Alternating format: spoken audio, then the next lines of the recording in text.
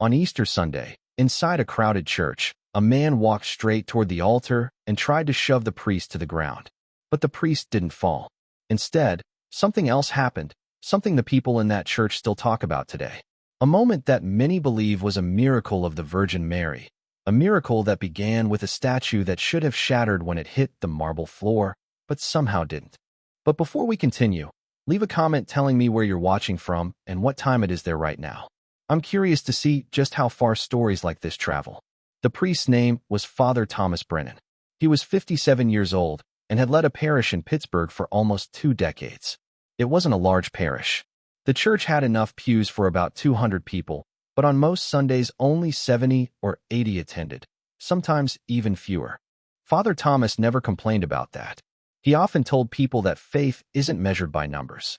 But there was one day every year when the church was completely full. Easter Sunday.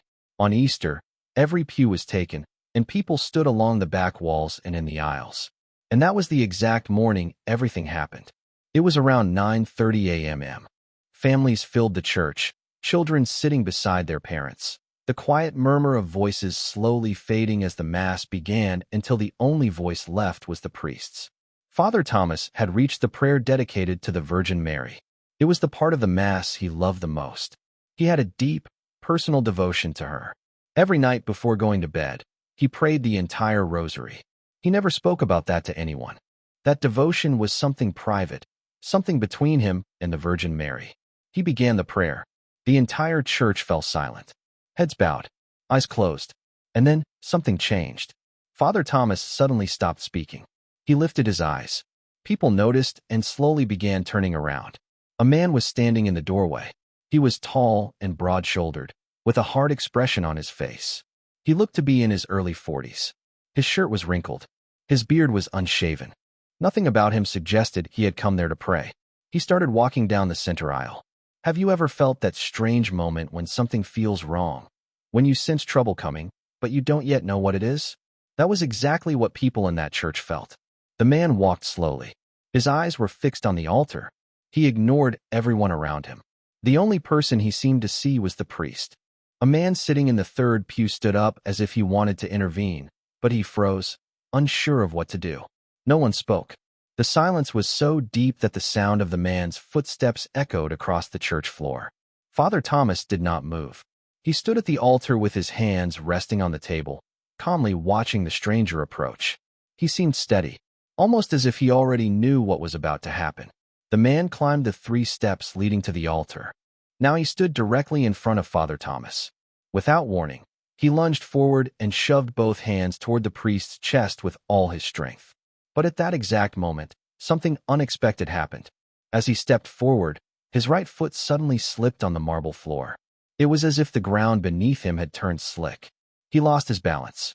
His arms flew into the air. His body fell backward. He hit the floor hard. And as he fell, his back slammed into the statue of the Virgin Mary that stood beside the altar. The statue rocked. It tilted, and then it crashed down beside him. The entire church gasped. People jumped to their feet. 2 men from the front pews rushed toward the altar. A woman shouted for someone to call the police. But Father Thomas raised one hand and said calmly, "Stay where you are." Everyone froze. He hadn't raised his voice. It was simply the tone of someone completely in control of the moment.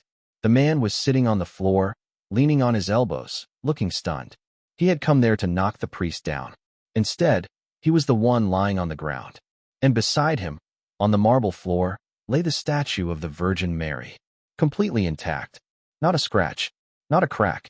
A plaster statue that had fallen more than 5 feet on a marble and somehow didn't break. The man stared at it. Then he looked back at the priest. "How? Is it not broken?" he asked, his voice trembling. Father Thomas didn't answer. He simply watched him. And suddenly the man broke down. "Where was she when my son needed her most?" he shouted, his voice echoing through the entire church. "Where was she? I prayed. I begged. And she did nothing." The congregation watched in stunned silence as the man sat on the floor, yelling in grief and anger, the statue of the Virgin Mary lying beside him. Slowly, Father Thomas stepped down from the altar. He knelt beside the man so they were at the same level. Looking directly into his eyes, he spoke softly, almost in a whisper. She was there, he said. She has always been there. Sometimes the pain is so overwhelming that we cannot see who is standing right beside us. The man stopped shouting. He stared at the priest. Tears filled his eyes. The anger in his face slowly faded, like smoke clearing in the air. And in its place came something else. Shame. I'm sorry, the man whispered. I'm sorry, Father. Father Thomas extended his hand. The man looked at it. Then he looked back at the priest. But he didn't take the hand. Instead, he struggled to stand up on his own. He was limping. His right knee had slammed hard into the marble when he fell. Without saying another word, he turned and walked down the center aisle toward the door. He avoided looking at anyone. And then he disappeared through the same doorway he had entered. The church remained silent. For about 10 seconds. 10 seconds that felt far longer. Father Thomas slowly stood up. He looked toward the door where the man had left. Then his gaze shifted to the statue of the Virgin Mary lying on the floor. He walked over to it. 2 men from the front pews stepped forward to help. Together they lifted the statue and carefully placed it back where it belonged. Then Father Thomas turned back to the congregation. Let's continue, he said, and he resumed the Mass exactly where it had stopped. The prayer to the Virgin Mary. But the question remained in everyone's mind. What made that man slip? The man's name was Derek Ashford. He was 43 years old and owned an auto repair shop about 15 minutes from the church. He lived alone in a small apartment across town, and he hadn't entered a church in more than 2 years. After the Mass ended, someone in the congregation recognized him, a woman who lived on the same street. She later told Father Thomas about Derek's story. Derek had once had a son, a 19-year-old named Liam. But Liam had died 2 years earlier, and Derek had never truly recovered. That night, after what happened in the church, Derek returned to his apartment. He sat down on the couch in the dark. His hands were shaking. His knee throbbed from the fall. He stared at nothing. After a while, he opened a drawer looking for a photograph of his son, and that's when he saw something that made his heart stop. A rosary, blue and white beads. Derek froze. Slowly, he picked it up with both hands. He recognized it immediately. He knew every bead. It had belonged to Liam, a rosary given to him by his grandmother. But Derek was absolutely certain of one thing. That rosary had been thrown away 2 years ago. Now it was here, back in his hands. And as Derek stared at it, his mind raced, searching desperately for an explanation that didn't seem to exist. Derek slipped the rosary into his pocket. He didn't sleep that night. The following afternoon, something unexpected happened.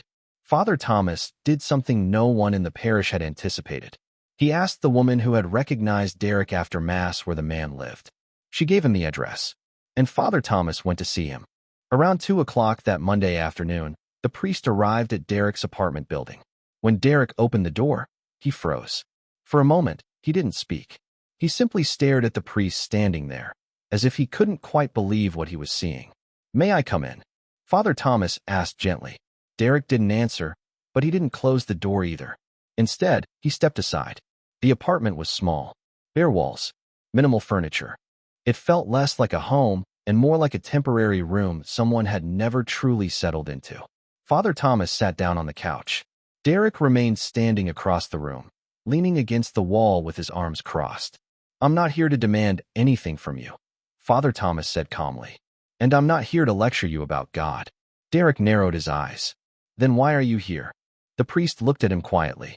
"I came to ask about your son." Derek slowly uncrossed his arms. His expression changed. Not anger this time. Surprise. For 2 years, no one had mentioned Liam. People avoided the subject entirely. But the priest had asked. And for the first time since losing his son, Derek began to talk. He spoke about who Liam had been. A quiet boy who loved working with his hands. A kid who could spend hours in the garage dismantling engines just to figure out how they worked, only to put them back together again. Liam had dreamed of one day opening his own repair shop, just like his father. Derek talked about the months before his son died, how he had prayed constantly, how he had begged the Virgin Mary to protect Liam, how he had attended Mass every single Sunday for 3 months straight. And yet, none of it had changed the outcome. "I did everything right," Derek said quietly. "I believed. I prayed, and she still did nothing." He explained how Easter morning had broken him. He had driven past the church. He had seen families walking inside together, children laughing, parents holding their hands, and something inside him had finally snapped. He parked the car. walked inside, and did what everyone in that church had witnessed. Father Thomas listened. He never interrupted. Not once. When Derek finished speaking, silence filled the apartment. Nearly 30 seconds passed. It felt much longer. Finally, Father Thomas stood up. "If you ever want to come by the church," he said quietly, "the door will be open." Then he left. Derek remained standing against the wall, watching the priest walk out.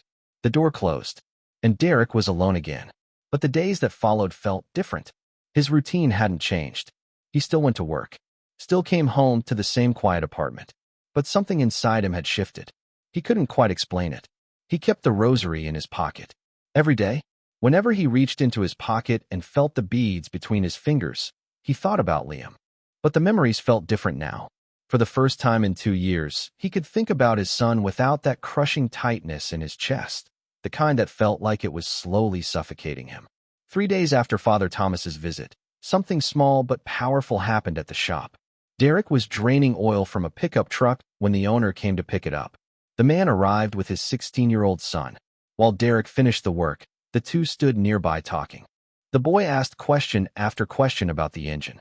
His father answered patiently. At one point the boy laughed. The father smiled and ruffled his son's hair. Derek watched them quietly, and suddenly he felt it. That familiar ache. The pain of missing someone. He remembered Liam at that same age. The same curiosity. The same questions. Derek wiped his face with the back of his hand and returned to work. That night, he did something he hadn't done in nearly 2 years. He called his mother. When she answered, her voice trembled slightly. "Derek." "Hey, Mom," he said softly. "I found Liam's rosary." "The one I gave him?" she asked. "The blue and white beads," Derek said. There was a pause. "I thought you threw that away," she said quietly. "So did I," Derek replied. He wanted to tell her everything. About the church. About the statue that hadn't broken. About the priest visiting him. But the words wouldn't come. Instead, he said something he hadn't said in a long time. "I miss you, Mom." Her voice broke. "I miss you too, son. I miss you too." When the call ended, Derek sat there holding the phone, his heart racing. 5 days after Father Thomas visited him, Derek woke up suddenly in the middle of the night. It was a little after 3 in the morning, and he smelled something. Roses. A strong, clear scent filling the entire apartment. The windows were closed. There were no flowers anywhere in the room. The fragrance lingered for about 2 minutes. Then it faded completely, as if it had never existed. Derek lay awake staring at the ceiling until sunrise. And by the time morning came, he knew what he needed to do. He had to return to that church. The following Sunday, Derek drove there. But he didn't go inside. He stood outside in the parking lot, leaning against his car. He watched people walking into the church. Families, couples, children holding their parents' hands. He stayed there for about 40 minutes. From outside, he could hear Father Thomas speaking, his voice faint through the walls. When the Mass ended and people began leaving, Derek got into his car and drove away. The next Sunday, he tried again. This time he went inside. He arrived about 5 minutes after the Mass had begun and quietly sat in the very last pew, as far from the altar as possible. But people noticed. You know how sometimes someone enters a room and the entire atmosphere changes? That's exactly what happened. People near the entrance turned their heads. Whispers began. A woman nudged her husband. Looks spread through the church like ripples across water. Within a minute, half the congregation knew. The man from Easter Sunday was sitting in the back row. Derek stayed where he was, silent, hands resting in his lap. He listened to the entire Mass. When it ended, people began leaving.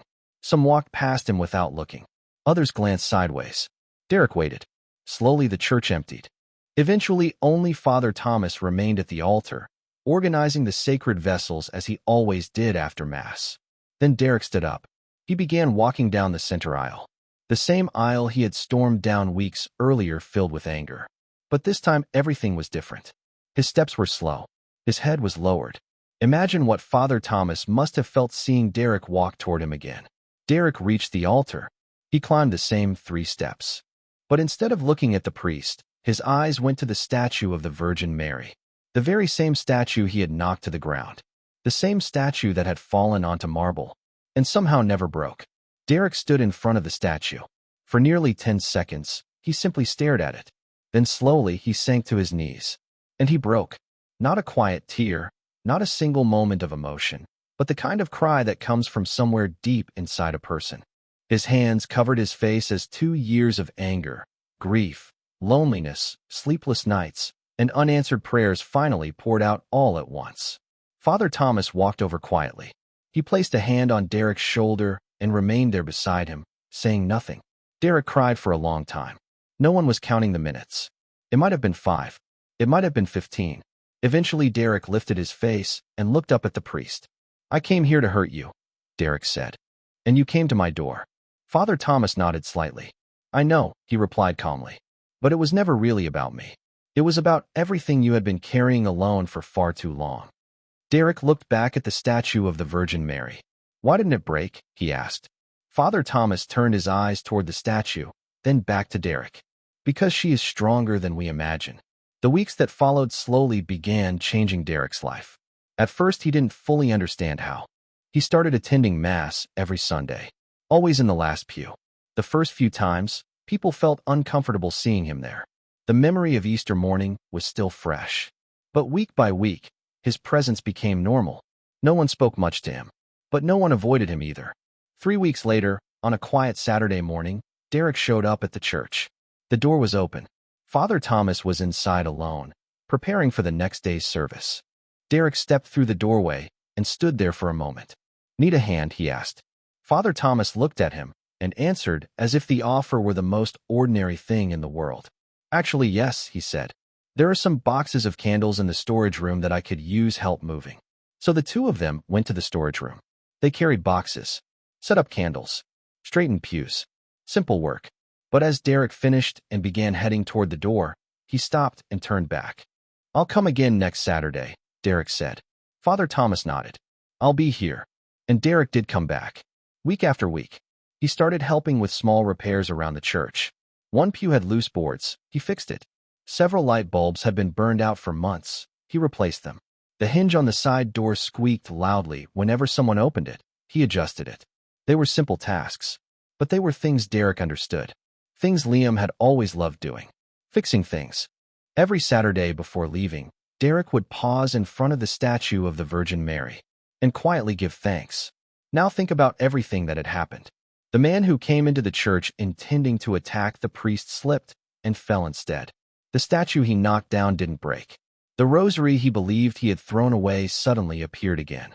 And now that same man was repairing the pews inside that church. Coincidence? Maybe. But how many coincidences have to line up before you begin to wonder whether they are coincidences at all? Father Thomas never spoke publicly about Derek's change. He treated him exactly the same way he treated everyone else in the parish. And perhaps that was exactly what Derek needed. One Saturday afternoon, while they were sorting through boxes in the storage room, Derek asked a question. "Father, did you ever lose your faith?" He didn't look up as he spoke. He kept moving the boxes. Father Thomas paused. "Yes," he said. Derek looked up, surprised. He hadn't expected that answer. "When?" he asked. "When I was younger," Father Thomas replied. "Before I became a priest. Something happened in my family that made me question everything. God, the church, even myself." "What brought you back?" Derek asked. Father Thomas thought carefully before answering. "No one comes back because someone convinces them with words," he said. "People return because something happens that they cannot explain. And when that moment comes, you have 2 choices. You can ignore it, or you can accept that there is something greater than yourself." Derek didn't say another word that afternoon, but something inside him understood. He continued calling his mother regularly. At first their conversations were short. Then gradually they became longer. He told her about the church, about Father Thomas, about helping repair things around the building. His mother listened quietly, and then she said something simple. "Liam would be proud of you." Derek's knee never fully healed from the fall on Easter Sunday. Some days it hurt more, some days less. One day a man from the parish asked him if he had thought about seeing a doctor. Derek shook his head. "I don't need one," he said. "That pain reminds me every single day that something stopped me from making the worst mistake of my life." The man didn't fully understand, but Derek did. Months passed. Then Christmas arrived. On Christmas Eve, Derek's mother made the 4-hour drive to visit him. He waited for her outside the apartment building. That evening they shared dinner together. Simple food. Nothing fancy. But it was the first true Christmas dinner Derek had enjoyed in 2 years. The next morning, they went to church together. His mother sat in the third row. Derek walked toward the altar, and the moment people saw him approaching, the church fell silent. You know that kind of silence, the kind that happens when something unexpected is about to occur. That was the silence filling the room. Derek climbed the steps to the altar. His hands trembled as he held the reading book. His voice cracked during the first words. He stopped, took a breath, looked over at Father Thomas. The priest gave him a small, reassuring nod. Derek looked back down at the page and started again. This time his voice was steady. He read every word of the passage. When he finished, he looked out at the congregation, and he saw his mother. She was crying quietly, holding a rosary in her hands. After the Mass ended, Father Thomas found Derek standing near the door. You did well, the priest said. I almost quit after the first sentence, Derek admitted. But you didn't, Father Thomas replied. And that's what matters. A full year passed. Easter Sunday came again. The church was packed, just like the year before. The same energy filled the room. The same families filled the pews. Father Thomas stepped up to the altar and looked across the congregation. And he smiled, because in the front row, right in front of the altar, sat Derek. His eyes were closed. His hands rested quietly in his lap. Beside him sat his mother, softly moving the beads of her rosary between her fingers. Father Thomas began the Mass. Soon he reached the prayer to the Virgin Mary. The same prayer he had been saying 1 year earlier. The prayer that had been interrupted. But this time, Derek prayed along. His eyes remained closed. Liam's rosary rested between his fingers, in the same church where everything had once fallen apart. And in that moment, Derek understood something. The miracle had never been the statue that didn't break. The miracle wasn't the slip on the marble floor. The miracle was something far greater. A man who walked into that church filled with anger walked out carrying shame. A man who returned out of fear stayed because of faith. A man who came intending to destroy something ended up repairing it instead. A man who shouted, demanding to know where the Virgin Mary had been, eventually realized she had been there all along. Was it a miracle? Or coincidence? Maybe we will never know. Maybe we don't need to. What Father Thomas knows is this. A plaster statue fell onto a marble floor and didn't break. And a man who had been broken for 2 years began slowly putting himself back together again. Before we finish, I want to invite you to join our Virgin Mary prayer community, where people from all over the world come together in faith and prayer. If you feel called to be part of that community, click the button below, become a channel member, and come pray with us. And if you stayed until the end of Derek and Father Thomas's story, write this in the comments. Front row, the place where Derek sat 1 year later during the same Mass, where he once tried to bring the priest down. Every time I read front row in the comments, I'll know one more person believes miracles still happen. If this story touched your heart, subscribe to the channel and turn on notifications. Share in the comments any miracle you have witnessed or experienced. And send this video to someone who needs hope today. May the Virgin Mary continue to bless and protect you and your family. Amen.